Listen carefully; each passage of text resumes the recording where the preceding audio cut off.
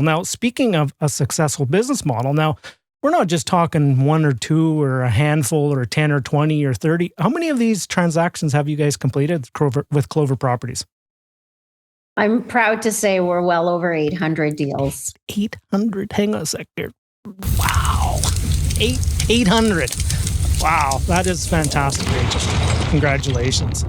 And that was just kind of one at a time. And all right, Rachel Oliver, how the heck you doing today? Welcome to the show. Thanks, Russell. Well, Rachel, when we had this appointment booked in my calendar, I was looking forward to it like on pins and needles on things. And I know you're busy. I know you've got a lot on the go. I think you just came off a 90-minute meeting and you're running between things. You have a very active business that you're running. And I'm just grateful. First of all, I'm grateful for the time that we're going to spend together today. Thank you so much. And thank you for your time. I know you're pretty busy yourself. Well, from some days, sometimes it's smoke and mirrors, but by and large, when we get up, we hit the ground running, don't we? Until we go to sleep at night. I think that's the nature of entrepreneurial life. Yeah. Well, we're going to have fun today. I would consider now, I was trying to figure out a word to use, but the best I could come up with is funnest. You're like the funnest real estate investor I know. You and have you ever met Shelley Visser out of Calgary? Yes, she has a phenomenal sense of humor. Oh, I tell you, if you put you and Shelley together in a room, you could sell tickets for that because it would just be so entertaining to have the two of you together. You're like the two funniest, fun people within the real estate community that I know. Yeah, we probably would throw a pretty fun party if we collaborated. Well, and I think the reason why I gravitate towards people that are very outgoing and the fun is because I'm very shy and introverted, but by and large, I'm very shy and introverted. And I really I really gravitate towards the people that are the life of the party. I just go, well, I'll just draft off of them. Oh, that's awesome. Well, it gives us someone to actually entertain. Yes, there you go. So would you consider yourself an extroverted person? It really depends. I think different situations bring out more of a shy me, and in other situations, I'm a lot more extroverted. I think when we're confident with the people that we're surrounded by, or we're confident in the environment we're in, I think it's natural for most of us to have that extroverted persona come through. But there are times when I know to tone it down, situations where there's something to learn, situations that are a little bit less familiar, and I have to be a little bit more timid. Because sometimes listening is better than talking. And I'm very well aware of that. It's taking me many, many decades to get there. But I can finally say I grew into that understanding and that knowing. So I know sometimes when to be introverted and sometimes when to just back off and be a little bit more. Wow. That's very self-aware of you. Very, very meta, right? Well done. Okay, so we were having a conversation off air, and I'm sitting there going, I guess we should hit the record button because we're wasting all this really good stuff here. What's going on? So I know you, and we've known each other, and I was trying to sit there and trying to remember, like, how long has it been? Has it been 15 years, probably, maybe even longer since we first met? I would say probably less than 15 years. Okay. Because I started my real estate investing journey about 15 years ago. Okay. And I think I met you maybe about 2 years into it. Okay. So we're in the teenage years at least, right? There's Absolutely. been people that have had children and are now teenagers and almost learning to drive since we've met, eh? Absolutely, including me. You and me both. Yeah, our babies are 25, 23, and 20. Oh, wow. Yeah. So they're no longer babies. Yeah, Russell, you have to stop using that language. Well, there are babies. However, I know my wife is very looking forward to grandbabies that potentially can start coming down the road. But it's one of those ones is out here in Vancouver where the housing prices is so high. It's like we have conversations with our oldest son, Marcus, and he just feels a little distraught about buying a home and getting into a home. And lo and behold, living in your parents' basement is not good for the sex life, if you will. Did you seriously just say that? I did. Oh, poor Marcus. Well, I don't think he listens, but he's got a lot of things. Interesting though, Marcus has got a pretty cool following. He does out here in Vancouver. He has a TikTok channel called Life of a Vancouver Canucks Fan, and he just out of fun, out of just watching games, and he's always been a fan and stuff like that. He gets a couple 100,000 views each time. Now to a point where he just got approached by McDonald's Canada to do a brand deal of the collaboration here, and Marcus has to go in and talk about their game day meal, and he gets paid like something like $1,500 per little 1 minute or 30-second spot that he does with McDonald's Canada as a TikToker. He is what we would, in our generation, call an influencer. Yeah, well, he's not. But then he's working in trades. Like he's working on a crew with the city of Coquitlam, and he's kind of got his feet in both. But these kids nowadays, they have a lot more going on than we had going on at the same time. But the point I was trying to get to was, it's challenging out here to buy a place, and that's one of the how's this for a segue of segueing into what you do? You help people buy properties that maybe can't qualify for financing. You have a very interesting and unique business model. Maybe before we get going, why don't you describe what your business model is, what your expertise is, what you do, and then we're going to take a step back and we're going to get kind of the origin story of where you're at. So, Clover Properties, what's that all about?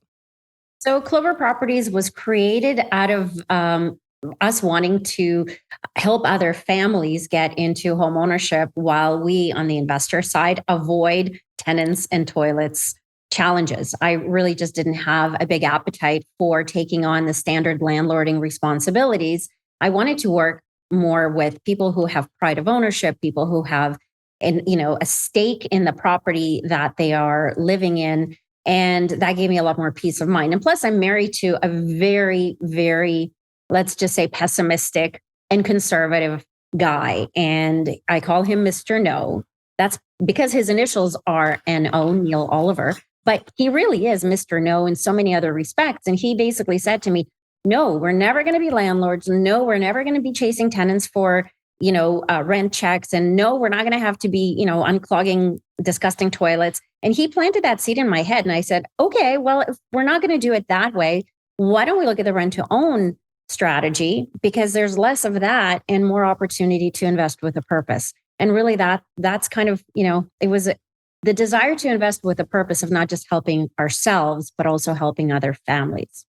So really, you kind of found a niche within real estate, and it not came out of by accident. It came out of necessity in many respects. You found kind of a niche on there, and you started going down that path. And you've in many cases have your business model is you've pioneered this in many respects. Like you have a unique business model compared to what most people do.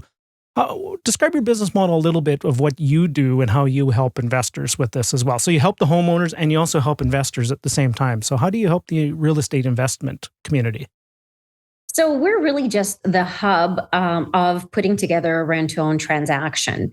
And in a rent-to-own transaction, there's a lot of moving parts. The first component is, of course, the home buyer. A home buyer goes to the bank, can't qualify for a mortgage, but they have a great job and they have some money saved up for a down payment. And they're really motivated to get out of renting and into owning. And that's where we come in. We can assist them in figuring out what kind of a property that they can qualify for. And then, of course, they get to go shopping on the open market. There's multiple ways of doing rent to owns, but we do people first, property second. So once we qualify the people, they go house hunting. We vet that property. And once we give them an idea of what their numbers will look like, manage their expectations essentially in terms of what the rent-to-own commitment will be for them. They then kind of give us a thumbs up or a thumbs down. When they give us a thumbs up, well, that's when we're triggered to go out to our network of investors who are basically sitting on a waiting list. They are technically mortgage ready, have been pre-approved, and are waiting to be matched with a home buyer that is looking to rent-own a home. And essentially, our job is to make a match made in heaven. Wow. So the simplest way of putting it is you take all the difficult part of the rent-to-own transaction to qualify tenant buyer, to do the marketing, to go out to weed through the hundreds of people that come through, to sift through to the cream that rise to the top. Okay, so you identify the best tenant buyers, right?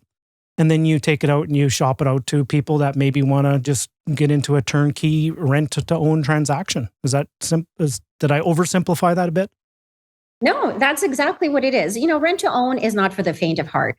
There are a lot of moving parts. We have definitely simplified it here, but the average investor doesn't know how to qualify people, how to evaluate properties that they're looking at, and then ultimately how to run the numbers and how to put all the contracts together. Yeah. And if you don't do it properly, you really are setting up a family for failure. And I personally don't want to have that keeping me up at night. So we essentially use our expertise and let investors leverage our know-how, our reputation, our systems, our processes, and our success rate to put together a rent-to-own deal that will allow the investor to sleep soundly at night while they're making above average cash flow. Yeah.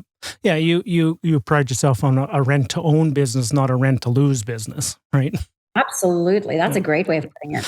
And so, okay, so now I know this sounds terrible, maybe what I'm doing. So essentially you qualify people and you sell people to people, almost like you're selling people to investors to help, but at the same time you're providing an amazing service on both ends of the scale as well. So if you don't mind me asking, how does Clover Properties, if you don't mind, take a little look under the hood about your business model, if you will, if that's okay. How does Clover Properties get compensated and keep the lights on a monthly basis? That's a great question. So we obviously provide a service. Our expertise and our resources are put into creating a rent-to-own deal that is going to be successful, not just for the home buyer, but also for that investor. And we charge a flat fee for that. Now, in some cases, we have done joint ventures, and that was how we got started in the beginning, because Neil and I would qualify for some mortgages. And then, of course, the banks would say, okay, you have too many mortgages, you're over leveraged. So then we would go to, do a joint venture with family or with friends. And then, of course, they started to tap out. But what was cool is that they started telling their friends and family. And then our phones started to ring and investors started to say, well, I don't want to do a joint venture. I want that $800 of cash flow all to myself. So what do I do with that? So in that case, we say, well, you would have to have, ability to qualify for a mortgage. They would go to their own lender. They would obviously have to have 20% down. They would have to have A++ credit to get an A lender rate so that they can cash flow and have stronger return on investment. But we do all the heavy lifting on the rent-to-own logistics side. And when the rent-to-own deal closes, the investor is invoiced for a flat fee. And that's part one. There's also another component. Most investors don't realize it, but rent-to-own is not a set it and forget it strategy. There are hiccups along the way. We have renters who are transitioning their mindset and their habits from being a renter to now becoming an owner. And sometimes they make mistakes, and that can derail a rent-to-own. Well, the average investor who's holding title on the property doesn't really know how to handle those hiccups. And we step in to manage the relationship with that tenant buyer all the way through the rent-to-own process to make sure that they stay on track, that they're paying on time, that they're hitting the milestones for their credit repair and mortgage readiness, and ultimately complying with the contracts. And that is a big chunk of the heavy lifting that we do. And we also get paid for that part, and we get paid for that at the back end. Okay, so you get paid a fee at the beginning to kind of pull all this together. You get an ongoing kind of a monthly, maintenance fee, if you will, to make sure I would even call it like a client success fee to make sure the client can actually succeed. And then at the end, upon the final closing and completion, you would get another fee at that time as well. You got it. Oh, that's absolutely brilliant. Now, and I'm not, I 100%, I'm sincere in saying that's brilliant. And I'm just about to make another comment here because I always like to add more. Just imagine if you were able to get like 10 to 30% of every deal that flowed through your office as an equity partner. Yeah, that's definitely something that we have explored. But to be honest, I don't need to have a lot of partnerships. We do a lot of volume with rent-to-owns, and our goal is really to get more home buyers placed in a home that they will own. And I don't want to spend too much time micromanaging relationships with investors. I'll be honest with you, because JV partnerships are hard work. You, of all people, JV Jedi, knows that. And as much as I love the idea of, having, a little bit of a stake in every deal, it's very time consuming. And my resources are limited because there's only 24 hours in a day when it comes to timing. So we've chosen to focus all of our energy on screening more people for the rent-to-own process instead of, crafting agreements and micromanaging JV terms. Yep. Now, I'm also going to plant this seed for you is maybe you can find a way to put together the Clover Properties Fund or income trust or something like that, where you're dealing with not just one-on-ones, you're dealing with one to hundreds. And it's just kind of a little bit more structured, because here's the thing is you'd be doing the same amount of work, to be honest. You'd be still doing the qualification. You'd probably still be doing the monthly maintenance. You'd still be on the back end as well. The only thing in between is there probably a reporting qualification to have to deal with to a group of investors, not one-on-one investors. So just something to think of. That's a phenomenal idea. And it definitely has been something that has been on the radar. The challenge I have with that one, I'll be honest, because that's what this is. We're unscripted and we're being authentic. And I pride myself on being honest and open. The thing with the fund that you're suggesting, I love it. It definitely makes things easier for us and not having to micromanage the relationships with each individual investor that is backing each individual rent-to-own deal. But once you have a fund, it truly dilutes the profit aspect for the investor. Now, it doesn't require the investor to qualify for a mortgage. It really does reduce, the risk that they're taking on. So they don't get compensated as much when they're taking less risk.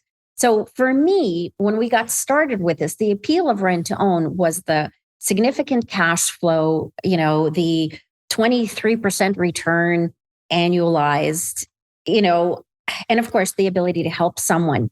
Once you bring a fund into the mix, it becomes very transactional and not as favorable for the investor return. Yeah, I totally agree with everything you said. I just wanted to plant a seed and see if it goes anywhere. And the reason I'm planting the seed is because I'm in the same boat myself right now, is investigating putting all this together, is because I'm sitting there going, we're doing, we have multiple redevelopment projects on the go right now. And I'm sitting there going, if I'm doing as much, I would be doing as much work for a 6 or an 8 unit if I was doing a 48 unit or a 90 unit type of a thing.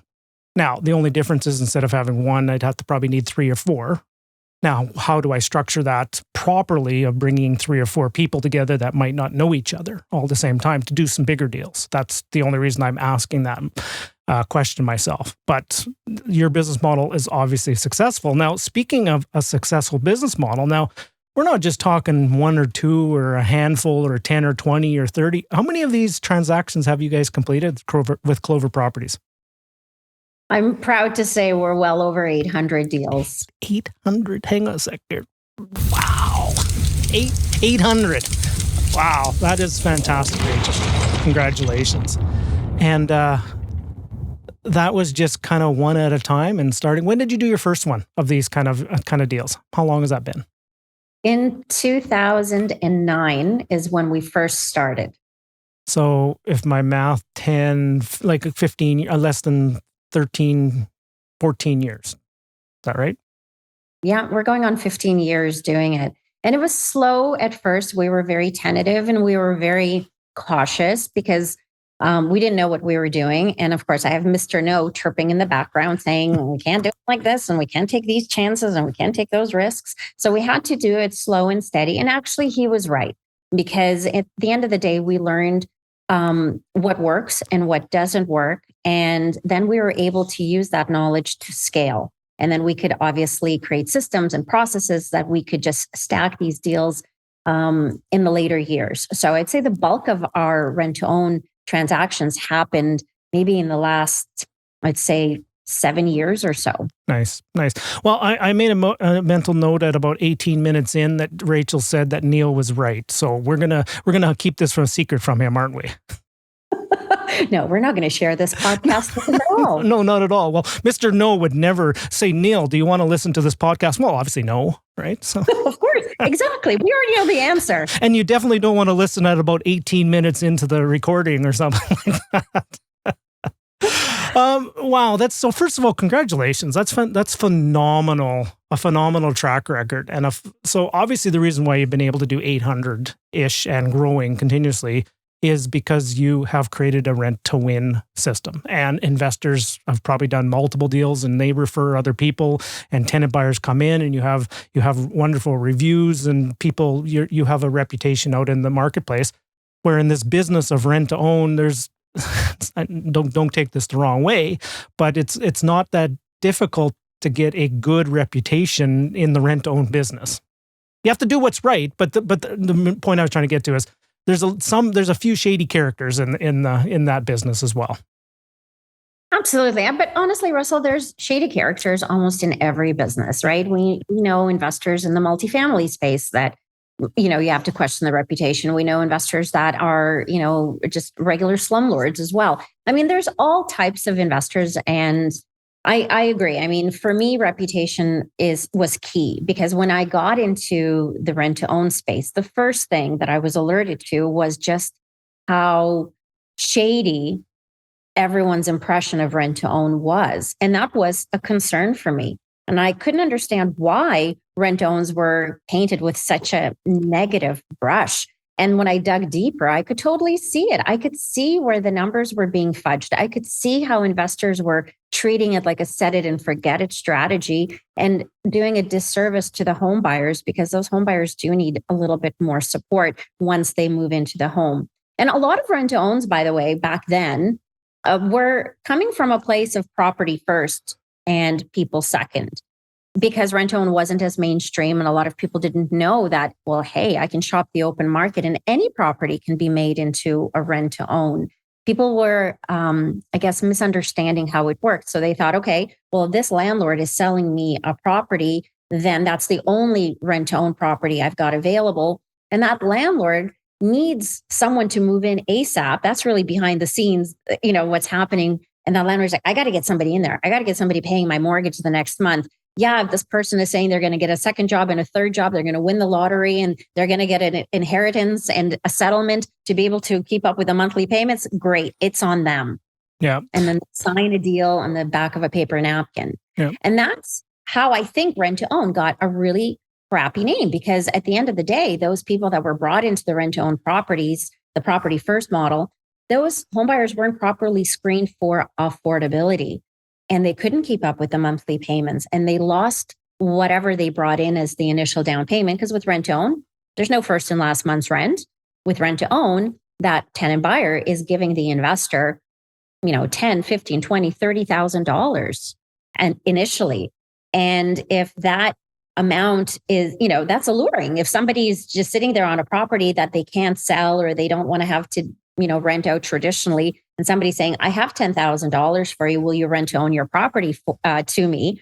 That landlord or that investor is like, yeah, when are you moving in? But in reality, you have to check, well, can that person really exit the rent to own process? And I think there was less of that consideration back when I got into rent to own. So I knew I was stepping into something that needed to have someone integrity driven that is going to elevate the success rate and elevate the image of rent to own. And I think we've done that. Yeah. Congratulations so essentially you've changed the conversation in many respects. You've changed the game. You've been like, the Wayne Gretzky of hockey. You've changed the way the game is played in many respects. Right. Now, and very key insights you had. One of the biggest lessons I've learned, and I'm not trying to make this about me, but one of the biggest lessons I learned in the pivot of my rental portfolio was going from finding cheap property in cheap area, pro forma. Wow, look at the pro forma. It looks great on paper. And then all of a sudden you have to then put a tenant in the place, and you just wonder why you have a continual stream of tenants trashing the place and moving out. So the biggest shift I made within my business was I actually put the tenant profile first. Who do I want to be in business with? Who's my ideal tenant profile? Let's design the tenant profile. Then let's match the tenant in the area that they want to live in. And then let's match the tenant to the house that they can afford that makes sense for them. So you start with the tenant, work your way backwards. And after that, it was, I'm not saying it's been easy, it's been easier, and it's been like a breath of fresh air when you actually put the right tenant in the right area in the right house. So it was a fundamental shift for what we did in our business as well. Absolutely. I think you and I go back to the rain days. I remember hearing Don Campbell say it very eloquently. We are solution providers, right? As investors, we are providing some sort of a solution. And in what I'm doing, it is a solution that I need to make sure is going to serve the people that have the problem. I am not necessarily solving a problem from the investor's lens. I'm solving a problem from the home buyer's lens. Where do they want to live? What can they afford? How long is it going to take for them to become mortgage ready?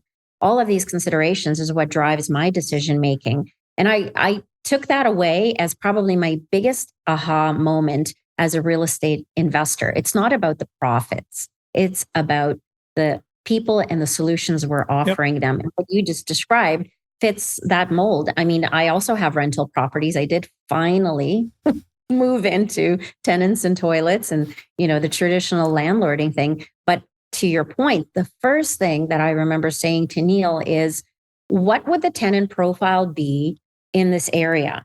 Before we even consider making an offer on this property, let's dig a little deeper. Yeah. And it's absolutely critical that you do that. But so in the same vein, after all of those, you've taken this the next step, right? And I 100% echo what you just said about, another big realization I had was it's about the relationship, and it's about elevating. We're no longer landlords, we're rental housing providers, and our tenants are no longer tenants, they're clients.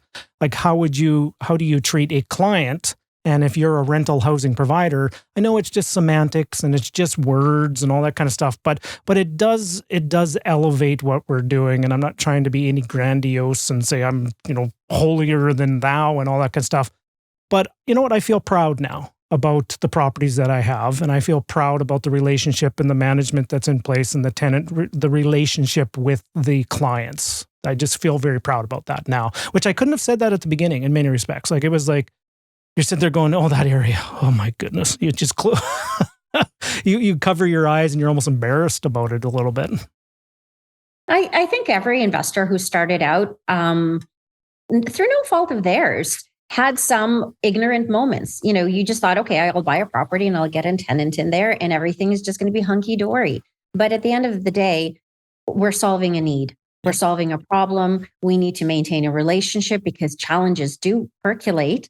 There are going to be hurdles. And if you don't have a relationship with those people, then it's going to go sideways one way or another. So it's okay to have those humbling beginnts. And that's why we evolve. I often joke when you mention that ignorant moment. It's like, I go, what day of the week is that?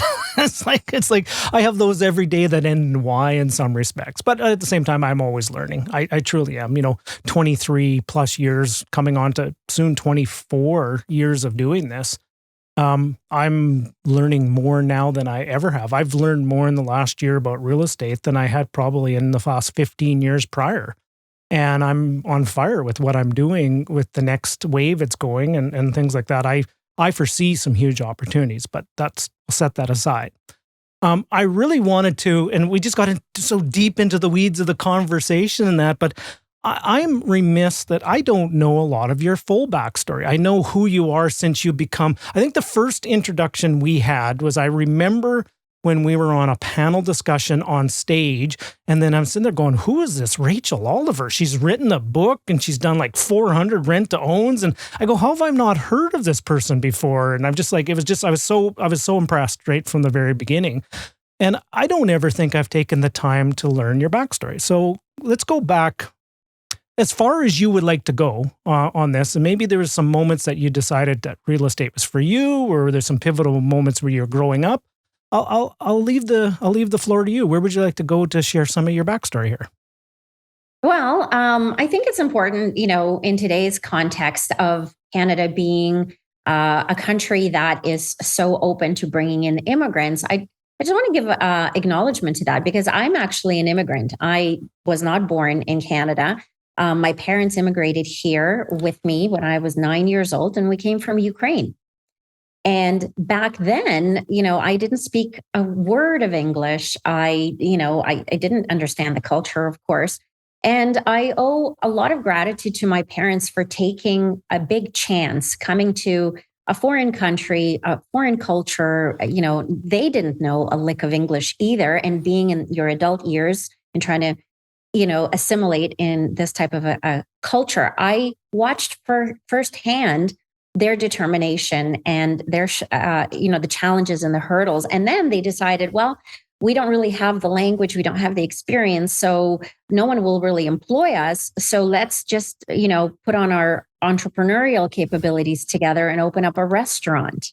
We moved to Winnipeg, Manitoba originally when we came to Canada. Yeah, Winterpeg. Well, a good community for Ukrainians to go to. Lots of Ukrainians out there. So exactly. I'm not meaning to step over here. I did not know you had a Ukrainian background. I did not know that. That actually explains a lot now. So obviously Oliver is Neil's name. What was your maiden name? Bandura is my maiden name. Okay. And bandura is a musical instrument. It's actually a big kind of like a guitar-like musical instrument from Ukraine. And so my last name actually represents a musical instrument. But when we came to Winnipeg, my parents jumped into owning a restaurant, a Ukrainian restaurant. Yeah. And pierogies and halapshis for everybody. Uh-huh. And the good borscht and cabbage rolls. Eat. Exactly. So I grew up in all of that beautiful, splendid Ukrainian cuisine. Even till now, my father makes the best borscht. And luckily, my kids have an appetite for it. And then they call Dada and say, hey, Dada, it's time for borscht. The weather's getting cold again. And don't forget the sour cream. Yeah. Oh, I remember we have some dear friends that were of Ukrainian background, and Christmas was just, oh my goodness, it was like a 9-course feast. And I still remember to this day the cream wheat, or there was just some of the dishes that Millie would make, which just was spectacular. It was like, the food is amazing. Yes, I definitely still have the benefit of enjoying the food. But anyways, my background started off with my parents overcoming the barriers and not knowing, so many things as entrepreneurs.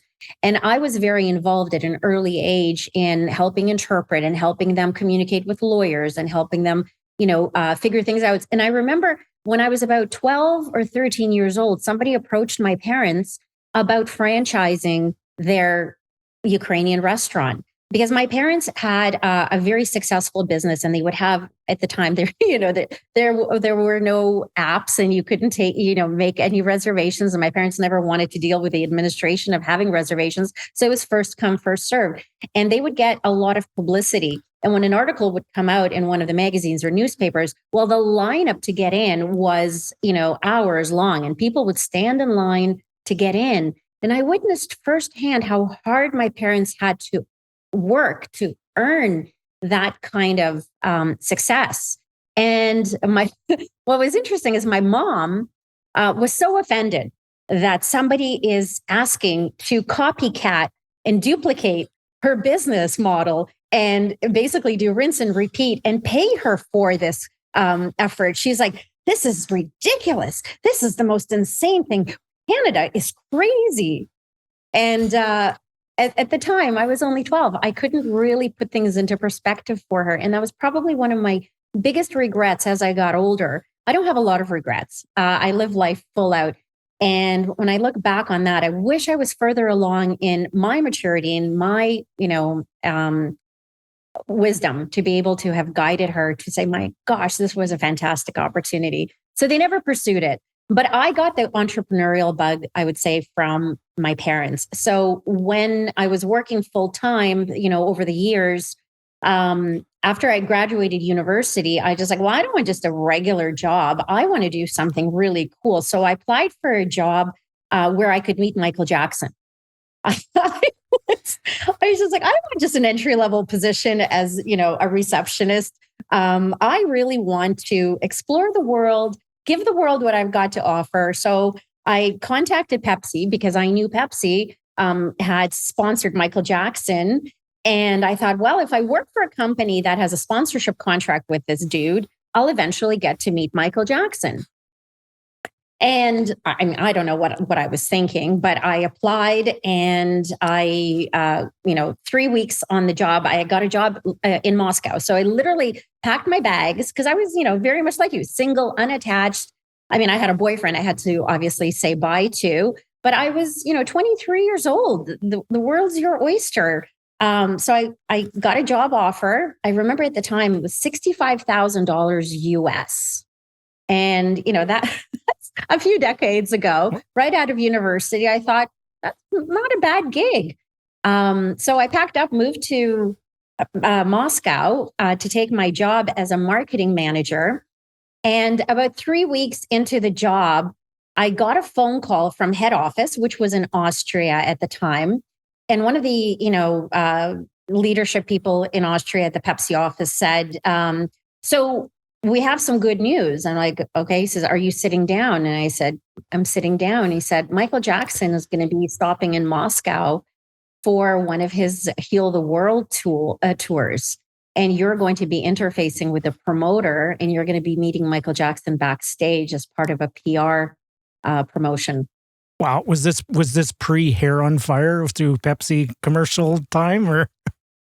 That's a great question. It was at a time when there was a lot of allegations about Michael and young children, and it wasn't actually the best time, because in that same conversation with that Pepsi exec from Austria, he said to me, as much as you want to talk to everyone, in the media about Michael Jackson coming to Moscow, you have to kind of keep it on the down low.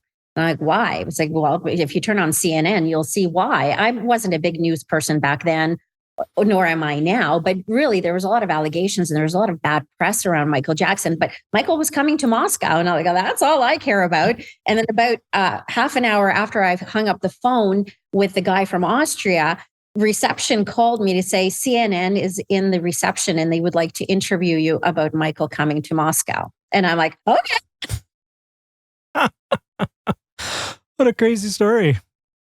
Yeah. So I lived and I worked in Moscow for about 7 years. And when I came back, I didn't really know what to do with myself, but I knew I had an entrepreneurial spirit, because when I was living in Moscow, I also got involved with local business, business entrepreneurs, Russian locals who were very enterprising. And I really enjoyed working and collaborating with them. And I invested in some of the local ventures. And when I came back, I was like, I really am thirsty for that entrepreneurial experience. And I wasn't getting it here. Of course, I had to take a regular corporate job, and it just wasn't cutting it. And I knew in my heart of hearts that I'm going to get back to doing something entrepreneurial. And real estate really was never on the radar, to be honest. It wasn't until I was diagnosed with breast cancer right after having our first daughter that my world turned upside down, and I had to shift my perspective on how I was going to put food on the table and create more time. And I had luckily already read the book Rich Dad, Poor Dad. And I knew deep down that real estate was going to be the way to do it. Oh, holy moly. I'm glad I asked the question about the backstory. It's like, I honestly think we could probably just do an episode and I already know who's going to play the leading part in your movie, by the way. It's like Reese Witherspoon has to play the part or something, or maybe it just needs to be you, right? That just, be the part in your movie, if you will. Okay. So so you had that experience of the breast cancer, and then reading Rich Dad, Poor Dad, and then was there a moment that says, well, real estate's the path I want to go down, or did you try a few other things or different avenues from there? Like, what was maybe that moment when, I'm going to try this real estate thing? I knew deep down that I would pursue real estate because I had already mapped it out in my head what the benefits were. And when I had my diagnosis, time was really of the essence. I felt like I had already done my legwork and my research. And also, I kind of looked back in time. So remember that boyfriend that I left when I moved to Moscow? Well, what was interesting is that I was with that boyfriend for a few years. And on some of our date nights, he and I would be tasked with driving downtown Toronto to pick up rent checks. His parents owned several rental properties in some of the slummier areas but that probably appreciated in value to multiple $1 million properties. But back then they seemed like they were on the slummier side. And I'm sure those areas have been regentrified and they're sitting very pretty. But at that time, all I remember is like, we're picking up a rent check from these people that live here. So these people are paying for the house that my boyfriend's parents own, and they're making a profit because the property is going up in value and somebody else is handling the monthly payments.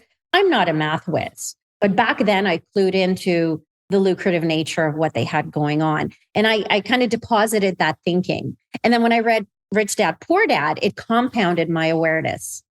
So I really didn't give it a second thought when it came time to figuring out, okay, how are we going to create time freedom and do something that is going to create, short-term cash flow capabilities and also help us build a nest egg for the future? It's going to be real estate, and the rent-to-own strategy came up within them. So you got the bug and you bit you like many entrepreneurs and when they first got started too, is, Robert Kiyosaki, that little purple book was a key paradigm shift for a lot of people. I actually, when I go back and I read the book and I look at it again now, all these years later, I go, well, really never learned anything from it. It's not a how-to book in any way, shape or form, but it was a very important book because it shifted your view. It changed your perception of an opportunity. And it also changed the perception of going, yeah, I can do this. There is another way other than what I was told all my life of growing up and all this kind of stuff. So you discovered rent to own very early in your real estate journey, did you not? How did that all come about? Because it is a very niche. It was extremely niche back then, not so much now. But how did you learn the strategy? Well, it took a little bit of digging. It wasn't something that just came to the surface. I actually had to attend a Rich Dad, Poor Dad weekend where they introduced you to the gamut of all the different ways that you can make money with real estate. Because I didn't know what I didn't know. So I gravitated to opportunities where I could learn from other people. And to be honest, that was probably the best $500 I ever spent. Not to plug Rich Dad, Poor Dad. I don't even think they do those road shows anymore. But what it did was speaking of paradigm shifts, I mean, there were multiple paradigm shifts happening. A paradigm shift towards real estate, and then a paradigm shift that I don't have to go just the landlording route. There were so many other possibilities. I didn't even know that private mortgages existed back then. I didn't even know that REITs were a thing. There was just so many different possibilities. But what really resonated with me was the rent to own strategy because it had a strong helping component. And I tuned into that probably back in, I would say, 2008. And, then I thought, okay, well, rent to own sounds appealing, but I still don't know enough about it because unless you pay thousands of dollars to work with Rich Dad coaches, you don't actually figure out the how. And at the time, it wasn't that I wasn't interested in investing in coaching. I highly, highly recommend it. I believe in it. What was the deterrent for me is that the coaches were from the US. And I wanted to get somebody local that understood the Ontario market in my backyard and could answer my questions from a local lens. So I started to go out and start looking for it. And back then, there was not a lot happening, but what we call, they were little meetups. I located a couple of meetups in my local market, and I would attend them religiously. And I remember there was maybe 30, 35 people at best in the room. And there was this one guy, because in the meetup, they would allow people to come up in front of the room and talk about a deal that they had. And if they were looking for partners or if they were selling something. And it was really a cool way to hear, what's going on. But this one guy kept jumping up and talking about rent to own deals. And at first I was like, oh, this guy is, unfamiliar. So at the next meetup, he would jump up again. Anyways, by the third meetup, he became a lot more familiar. And I realized that this guy has done 20 deals, and I was just salivating for the knowledge that he could impart. So I just cornered him and I said, I'm going to hire you as a coach, and you're going to teach me everything you know about rent-to-own. Cool, cool. In your typical fashion, just get her done, right? And who was that? Was that someone I would know as well? No, believe it or not, he completely fell off the face of the earth. He's not part of any of the investor circles, and I don't even think he. I guess maybe I'm his last teaching client. I don't recall him doing any more rent-to-owns. So basically, the student became the teacher, and we never heard from the original teacher ever again. Well, thank goodness that person impacted. He probably said, he goes, I have my dream client. I have now passed everything I've on to the right person. Mic drop moment. I'm going to go retire. Right. So thank goodness you did walk up to them and said, you're going to teach me everything you need to know. This is non-negotiable. I got my pen and paper ready. Let's go. Basically, and what was interesting is I hadn't even cleared it with Neil. Oh, so I was going to ask it, when did Neil come into the whole picture along the way here? Because we talked about the ex-boyfriend and the rent checks and stuff like that. When did Neil come in? Neil came into the picture when I came back from Moscow. Okay. So that was back in, I would say, I think that was 1999. All right. When I relocated back to Canada, and I was really starting fresh. I bought a property, my very first investment property, and that was about 29 years old. And it was a loft near downtown Toronto. And I really just needed to figure out, where am I going to go from here? And at the time, information technology was the thing. And remember, my background was marketing. And I thought, okay, well, information technology and marketing eventually have to collide. So I should probably get some education around that. So I enrolled in an information technology institute, and it was a diploma-based program. And lo and behold, Neil decided to upgrade his skills and enrolled in the same institute. So we ended up being paired in the same group at the ITI school. And I recruited him to help me with my homework, because very quickly I realized that information technology is about zeros and I's and C++ language that was like, oh my gosh, this is not what I signed up for. But I had already spent $25,000 on tuition. So there was no refunds and there was no turning back. The only thing that I could do is figure out who's going to help me with my homework so I can get that darn diploma and get the ROI on that 25 grand. And that was Neil. Nice. Well, I know from time to time, Neil always, he's Mr. No and stuff like that. He's always the little bit of the butt end of the joke a little bit, but he has such a wonderful little dry wit of sense of humor about him too. He's such a wonderful guy just to get to know. I know he takes it on, and he wears the Mr. No very proud. I know he likes that, but at the same time, he's also a very aggressive entrepreneur all at the same time too, from my interaction with him. Yeah, he has been a wonderful partner in this journey of our, real estate business with rent to own. We wouldn't have the success that we do if it wasn't for the hard work that he puts in behind the scenes. I truly, truly give him a lot of credit. Well, in order to do 800 plus of these transactions, it's one thing to find tenant, screen tenant, and that's the marketing whiz that you bring to the whole thing, is the whole marketing, the lead generation, the qualification, the getting down to the bottom of the funnel and having only the best candidates come out to qualify. To do the ongoing management of, and I know there's not 800 in the pipeline right now, but at any one time, I imagine there's probably 100 or so in the pipeline at any one time. 70 to 80 live deals at a time. Yeah. So in order to have 70 or 80 live deals, to have that maintenance program going on and all that kind of stuff, you need some serious operations in the background. You need some serious systems and procedures in order to manage this kind of a business going forward too.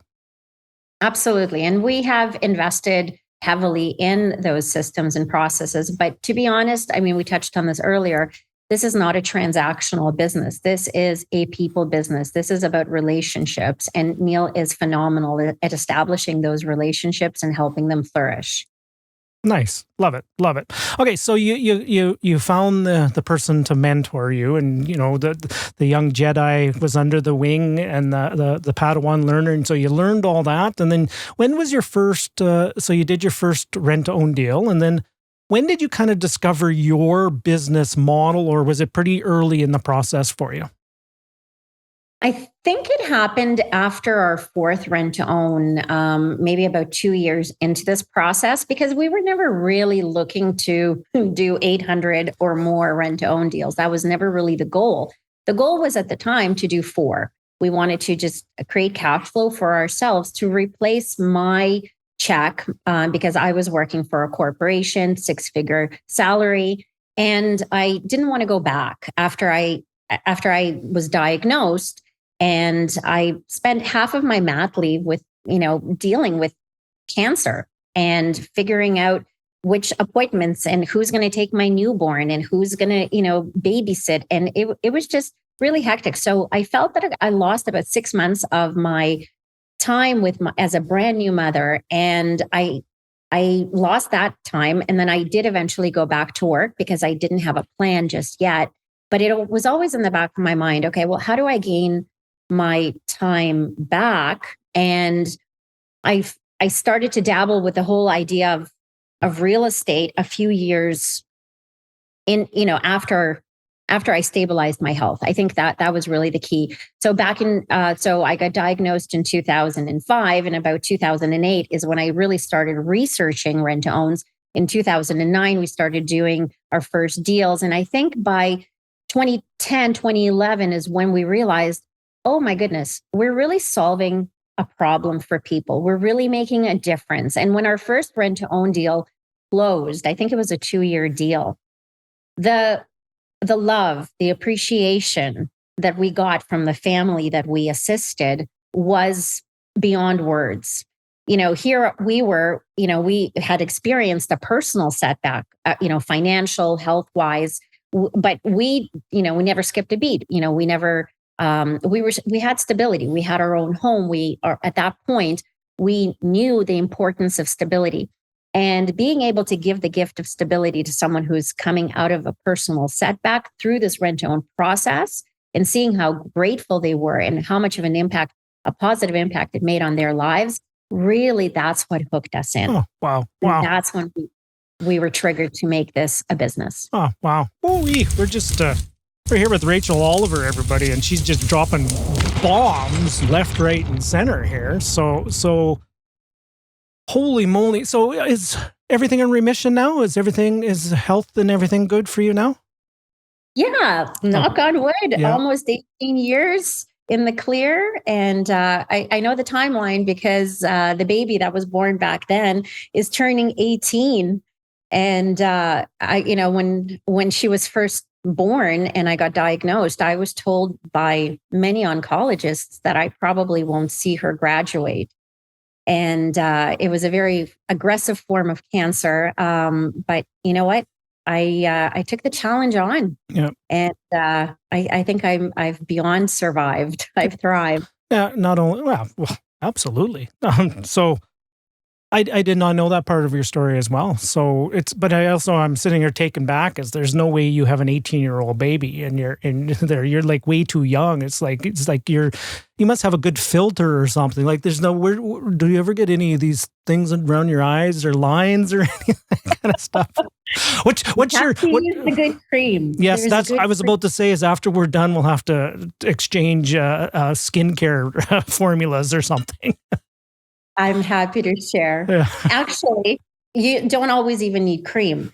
Bone broth. Oh. Very, very powerful collagen properties in bone broth. Man, like I said, I should rebrand this, not just the most funnest. You're like the most interesting person in real estate all at the same time. Everything from bone broth, and then we can probably exchange recipes to all this stuff and world traveler, all this kind of wonderful thing. So, wow. I did want to have pivot the conversation a little bit because obviously people in my audience real estate, as much as I love the story, and you always get an understanding of what makes somebody tick in the background of hearing their story. And I'm a firm believer it's who you become in the process more than what you actually accomplish in the process. But I did want to pivot a little bit into real estate, like a little bit of a quick market discussion, and also a discussion about the business model of rent to own right now.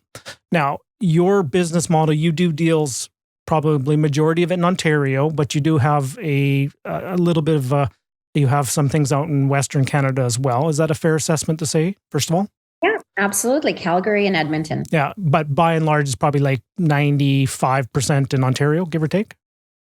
For the time being, but Yeah. it's starting to pick up in the Alberta market as well. Good. Good decision, by the way. Good decision. What's happening out in Ontario a little bit market-wise? Now, I know this is a big, giant conversation, but if you jump onto Twitter, it's like the sky is falling. Or if you watch the national media, things are quite dire out there. What's your take on it for somebody who's in the market on a daily basis? And then we'll pivot into how is this working out for somebody in a rent-to-own business model? So when we hear statistics in the marketplace or the news headlines, oftentimes they are alluding to what's happening on a national level. And real estate, we all know, as professional real estate investors will always say, we're dealing with the local market, not just a certain area, but as local as literally the street and the intersection. So when it comes to our real estate business, that's really what we're driven by, those dynamics. Our home buyers that we're assisting with the rent-own process are generally entry-level buyers. So they're buying in the $500,000 to, I would say, $800,000 price point. That's the entry-level spread right now across Ontario.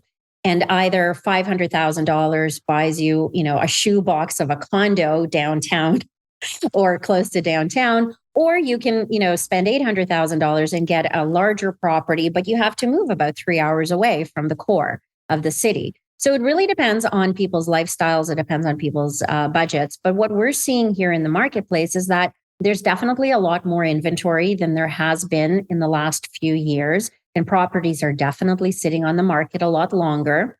And we're seeing that a lot of the sellers are willing to negotiate more.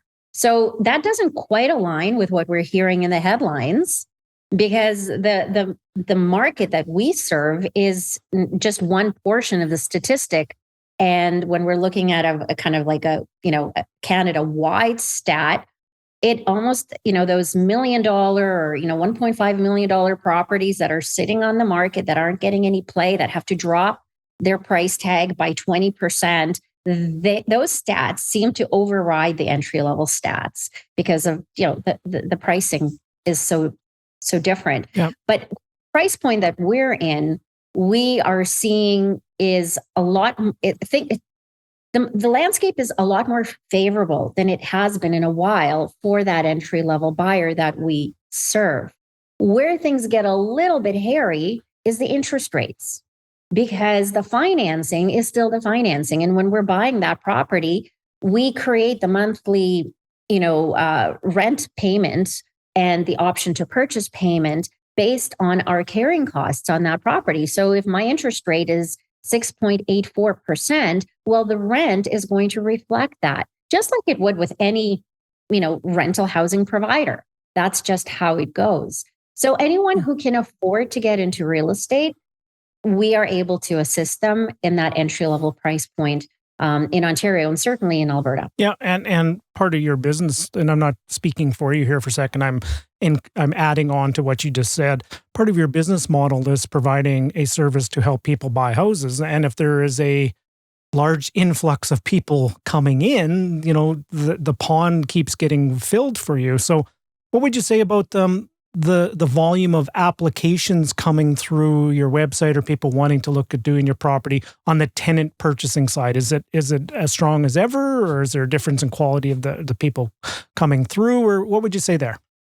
That's a great question, Russell. The demand for rent to own is currently at record high. We're seeing a very large volume of applicants coming through. But the challenge is that rent to own is not for everyone. Just because someone is applying for rent to own does not make them a good candidate, because affordability is really the key distinguishing factor. And the down payment, rent to owns with zero down don't work. I've been an advocate of that. In fact, Neil and I wrote this book just to explain the fact that zero down payment rent to owns do not work. And we hold to that. The tenant buyers that we're bringing into the program have to have about 5% down. And they also have to have the income to support the purchase price of a property that they're picking. And that's where the discrepancy comes in. So it's great that we have all this inventory, but people's incomes are not rising at the rate that prices of homes have gone up. And even entry-level inventory is still, for the most part, locking a lot of people out of the market. So yes, we have an influx of applicants, but unfortunately, we're turning down many more people in the process. Yeah. So there's lots of leads coming in. We'll talk marketing here for a second. Lots of leads. The qualification process has to be tight and not, probably a similar amount of people are coming out the bottom, but there's an awful lot more coming in the top of the funnel, if you will, as well.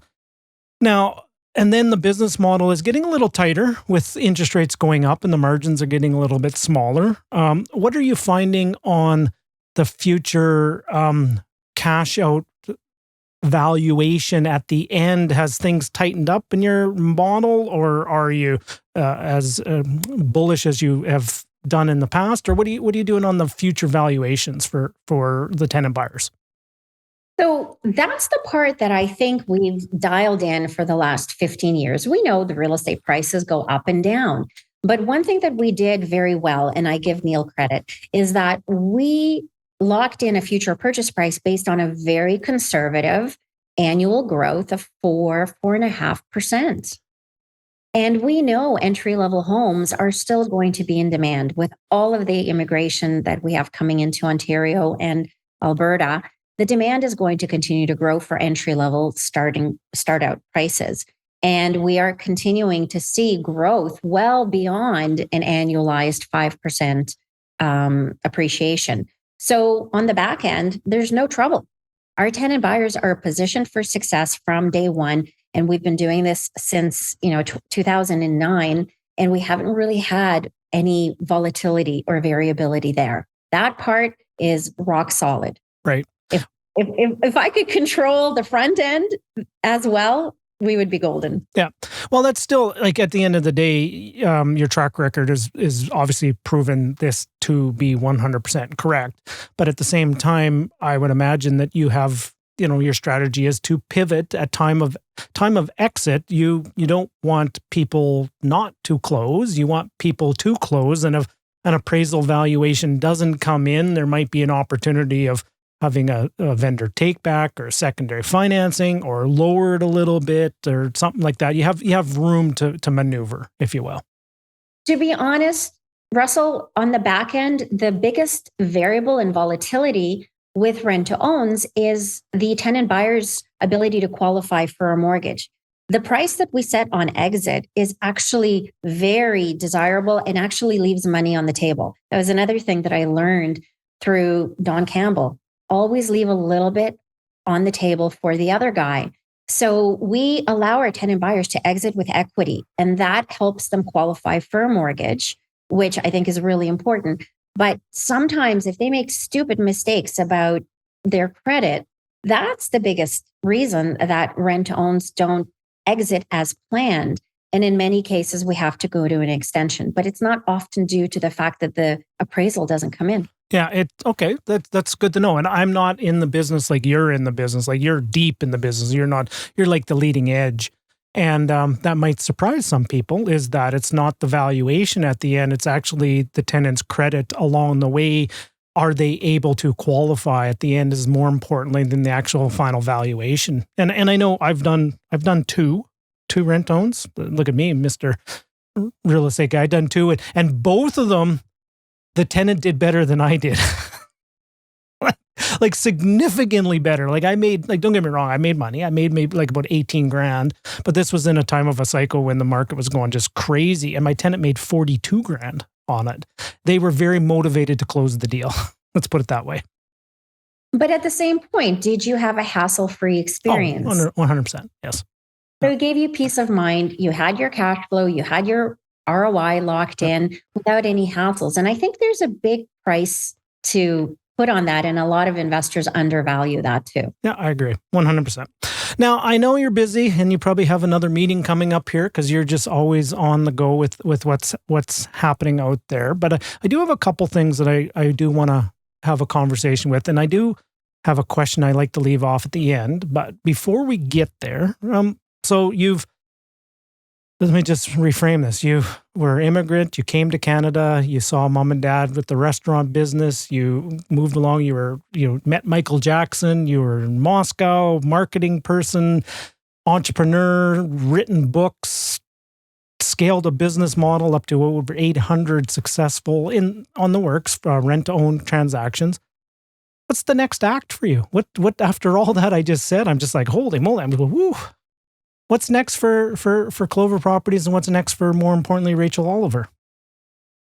I think it's the next is just go big or go home. I think we have a lot of value to bring to the Canadian market and revolutionize residential real estate and make rent to own more of a standard way of getting into home ownership. We know that there's A lending, there's B lending, and then there's private lending. Well, there's a spot in there for people that need rent to own. And I feel that we still have a lot of work to do, and I'm ready. Giddy up. The rent to own, the Clover Bank, huh? Clover Properties Bank is essentially your financing company in many respects, and a lot of things that you're doing. Oh, absolutely. That's actually a really good point. We do call ourselves rent to own financing. Yeah.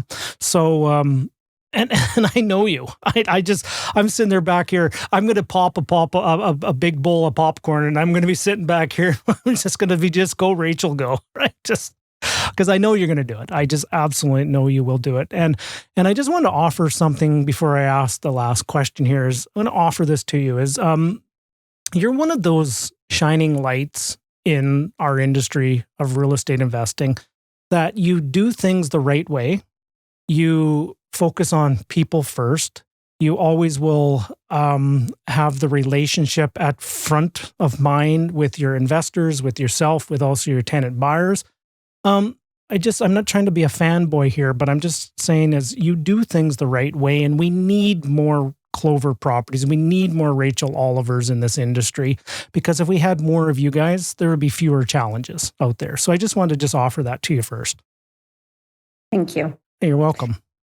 Now, last question, and I usually, this is one of my questions I like to leave at the end, is so if somebody was sitting here and they're listening to this and just this fantastic story and Rachel just bringing the fire and dropping multiple bombs throughout, I should have been pushing the button a little bit more here as well.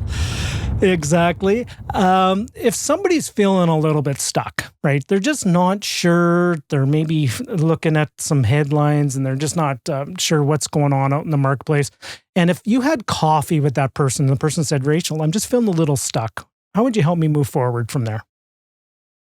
Well, I think the first question is, what are you trying to achieve? And what is holding you back? Where's the confusion? Because people who are stuck in inaction are usually stuck in something is confusing them. Something is unclear.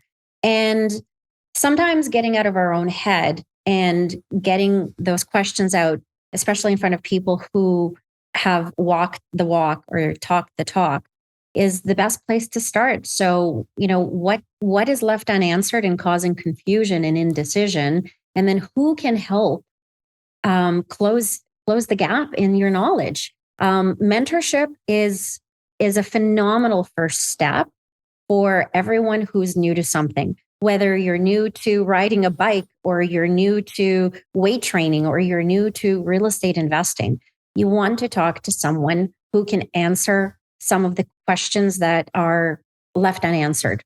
Wow. And that will allow smooth sailing to the next step. Wow. So clarity, conversation, collaboration, and I'm going to add one more C, Clover Properties, all in there at the same time.